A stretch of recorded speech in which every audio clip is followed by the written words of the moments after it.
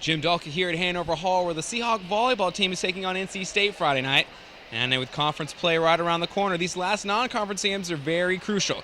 Let's take a look at the action. Thanks, guys. Jim Dallke here at Brooks Field, where the 9-7 Seahawks are taking on the 12-4 NC State Wolfpack. The Wolfpack come into town after a 24-6 routing of North Carolina Central on Tuesday. The Seahawks are hoping to keep things a little bit more competitive here, though, today. Let's take a look at the highlights. Jim Dallke here at the UNCW Athletic Fields, where the UNCW men's and women's cross-country teams were in action for their first and only home meet of the season. Let's take a look at the highlights. Cynthia Cooper is one of the most decorated basketball players in WNBA history. She's a 4-time champion, an All-Star, and a member of the Naismith Basketball Hall of Fame. Now, she wears the Wilmington teal and yellow.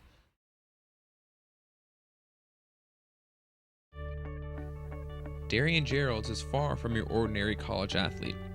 His modest demeanor and team-first attitude is admirable, and his willingness as a senior to take a back seat to a younger and more athletic point guard is a testament to his character. But his dedication to his family is what makes Darian a man amongst boys. 8 months ago, Darian's girlfriend gave birth to their first child, Adriana Geralds. At 3 pounds, she was not expected to make it. But doctors were able to successfully perform the delivery, and on March 3rd, Adriana changed Darian's life forever. What's the best part about being a dad? Everything. Off a weekend against Butler, Army, and Xavier, the Seahawks continued their tough non-conference schedule with a match against the NC State Wolfpack on Friday. The Seahawks were led early by senior Kelly Clear, who bashes a ball past the Wolfpack defense. Later in the game, Clear gets another big-time kill. She had a team-high 12 on the day. But State would not let up. A Wolfpack kill late in the first game almost knocks out the camera, but it was the errors that really killed the Seahawks. Last season, UNCW was last in the conference in rebounding margin and block shots. 6'7" Dominique Lacey played center, and 6'4" Josh Sheets was often forced to play the power forward. UNCW's low post game was almost non-existent, which forced the Hawks to hoist up more three-pointers than any team in the country. And this man was called upon to fix it all. Lofty expectations for sure, but John Fields has been just as talented as advertised. The 6'9" junior transfer from East Carolina is 19th in the league in scoring, 2nd in rebounding, 3rd in field goal percentage, and 3rd in blocks. Fields really feels like he has found a home at UNCW. I decided to leave ECU because, I felt like my career was in a standstill. It was a successful day for the Seahawks cross-country teams on Friday. For the women, UNCW junior Lindsay Esther finished first in the women's 4K with a time of 14 minutes, 27 seconds. Other UNCW notables include Ashley Wyberski, who finished 8th, Lily Patterson, who finished 14th, and Lauren Wells, who finished 15th. The Seahawk men had a successful day as well. The Seahawks had 5 top 10 finishers, highlighted by Will Zaharodny's second-place finish. But the winded junior was modest about his accomplishment. I did all right for me, I guess. I don't know what the time was or any of the splits really, but I ran all right. I didn't stay with him as long as I wanted to, but I maintained well after that.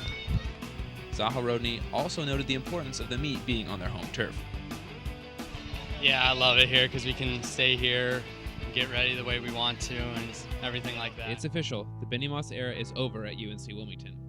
Moss was in his 4th season as head coach and accumulated a school-worst 41-74 record. The decision came the day after UNCW's 39-point loss to Hofstra Wednesday night. Moss's 7-14 record wasn't enough in the eyes of athletic director Kelly Mertens, who made the announcement at a press conference Friday morning. And today I'm announcing that we will be reassigning head coach Benny Moss to another position in the athletics department. Mertens has continually backed Moss over the years, but noted Friday that winning is a top priority when it comes to basketball at UNCW.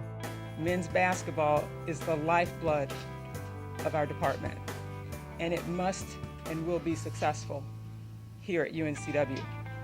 Moss will be reassigned to another role in the athletic department. Right now it's unclear exactly what that is. But what is certain is that Moss will be owed $170,000 a year for the next 3 years, and Mertens says it's her responsibility to raise the appropriate funds. This is on me. I've got to get out there and raise some dollars to support our athletic program. It's not just this.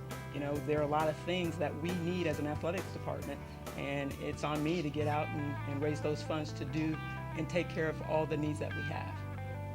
Chancellor Rosemary DiPaolo backed Mertens on the decision. Well, it was a very tough decision, and I know that it was a tough one to make for Kelly. We all love Benny. He's just a great guy. But I know that she did this on behalf of our players and our students and all the Seahawk family. It's a way to help us move forward as a university and as a team. Through an email sent by Moss's attorney, it was clear that Moss was unhappy with the decision. Moss stated, quote, "I deserved the opportunity to finish out the season and demonstrate a true potential of this team. The almost unprecedented decision to relieve me of my duties as head coach in midseason does nothing to benefit the program. It only serves as a mechanism to chastise and embarrass me personally." The timing of the move is questionable, but some students believe getting rid of Moss now was best for the team. We got the word, I guess, Tuesday or Thursday night, I guess it was, that they had let Benny go, reassigned him. Definitely came as a surprise to a lot of the students, but I think ultimately it was best for the team. The players definitely weren't playing with the same heart that they were earlier in the year, and I really just hope that they're able to kind of regroup and refocus for the rest of the season. So I wish Benny the best, and I definitely hope Brooks has got the stuff to take the team really good for the rest of the season. Student body president Mark Blackwell was also surprised by the decision. Yeah, when I heard the news, I was a little surprised to see it happen, but I wasn't surprised that it was kind of in the works. It's rough being around homecoming, but it's kind of good to do it now. I guess mid-season, give the players a chance to adapt and kind of salvage their season, and I just want to make sure they have a chance to finish the season strong and have a good collegiate career. The Seahawks now have to finish their last 9 games of the season under Brooks Lee, who has been with the program for 3 years. Only time will tell if the Hawks can salvage their season, but as the job search begins for a new head coach, it will definitely be an interesting few months here for Seahawk Nation. With Cape Fear Sports Report, I'm Jim Dallke.